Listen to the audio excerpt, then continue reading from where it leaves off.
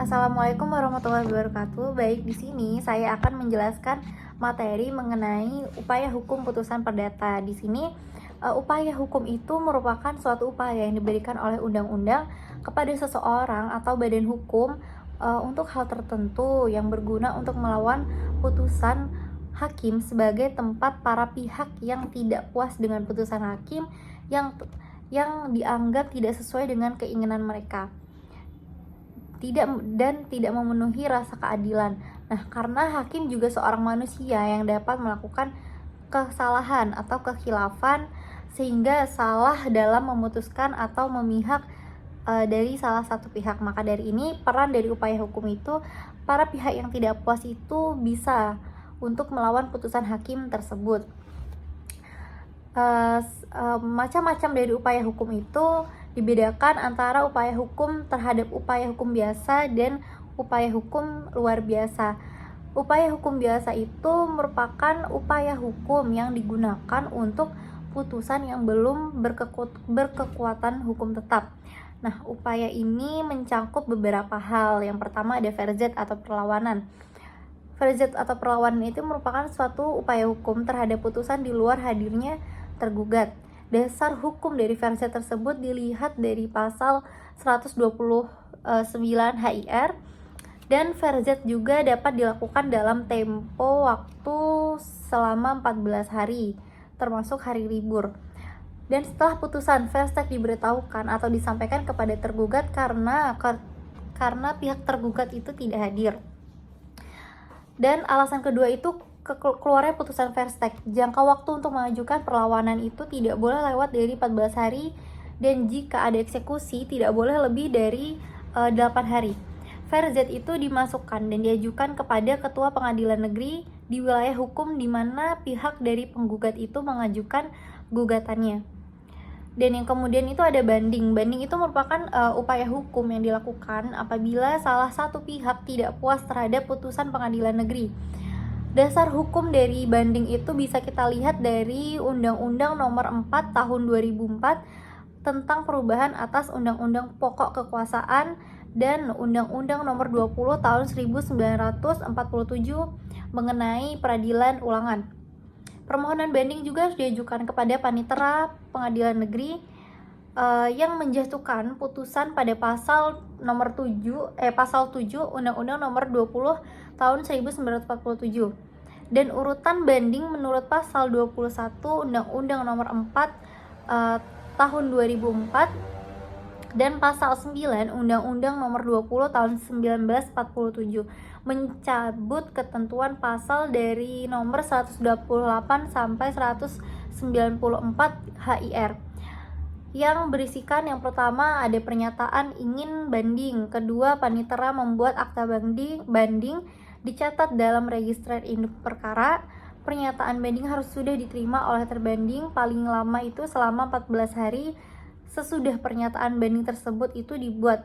Dan pembanding dapat membuat memori banding, terbanding dapat mengajukan kontra memori banding. Selanjutnya itu ada kasasi. Menurut pasal 29 dan 30 Undang-Undang Nomor 14 Tahun 1985, Undang-Undang Nomor 5 Tahun 2004, kasasi itu merupakan suatu pembatalan putusan atau penetapan pengadilan dari semua lingkungan peradilan dalam tingkat peradilan akhir. Putusan yang diajukan dalam putusan kasasi ini adalah suatu putusan banding, di mana alasan yang dipergunakan dalam permohonan kasasi itu ditentukan dalam pasal 30 Undang-Undang Nomor 14 Tahun 1985 dan Undang-Undang Nomor 5 Tahun 2004 yang berisikan bahwa tidak berwenang itu baik kewenangan absolut ataupun relatif untuk melampaui batas dari wewenang tersebut dan salah menerapkan atau melanggar hukum yang berlaku, dan kemudian berisikan lalai dalam memenuhi syarat-syarat yang diwajibkan oleh peraturan perundang-undangan yang mengancam kelalaian dengan batalnya putusan yang bersangkutan.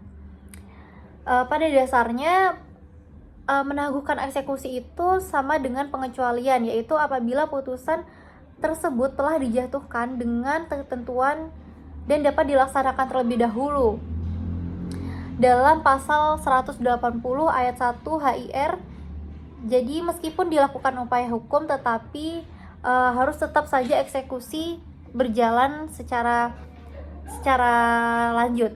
Kemudian ada upaya hukum luar biasa atau peninjauan kembali.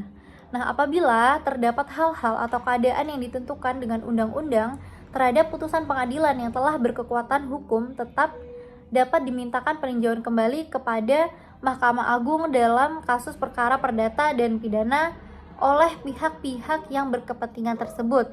Hal ini diatur dalam pasal 66 sampai pasal 67 Undang-Undang Nomor 14 tahun 1985 dan Undang-Undang Nomor 5 tahun 2004. Dan alasan-alasan peninjauan kembali itu menurut pasal 67 Undang-Undang Nomor 14 tahun 1845 dan Undang-Undang Nomor 5 tahun 2004 yang berisikan, pertama itu ada novum atau bukti baru yang diketahui setelah perkaranya diputus dan didasarkan pada bukti-bukti yang kemudian oleh hakim pidana itu dinyatakan palsu. Kemudian, apabila setelah perkara diputus ditemukan surat-surat bukti yang bersifat menentukan yang pada waktu perkara itu diperiksakan tidak dapat ditemukan.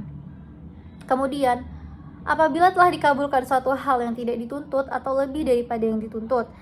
Dan kemudian alasan selanjutnya itu apabila mengenai sesuatu bagian dari tuntutan belum diputus tanpa dipertimbangkan sebab dan akibatnya, sebab dan penyebabnya.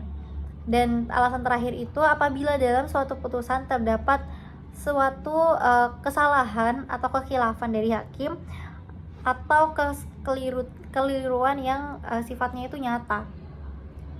Upaya hukum luar biasa itu bisa dikatakan dander verzet. Dan hal ini terjadi apabila dalam suatu putusan pengadilan itu merugikan kepentingan dari pihak ketiga.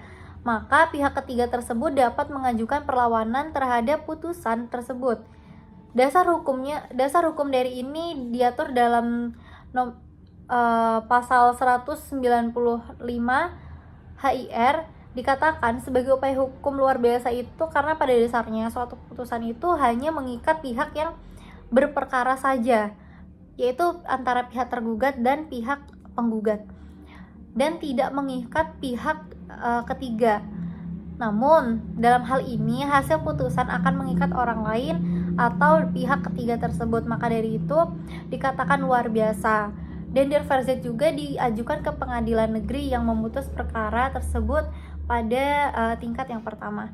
Mungkin itu saja bisa sampaikan, kurang lebihnya mohon maaf. Wassalamualaikum warahmatullahi wabarakatuh.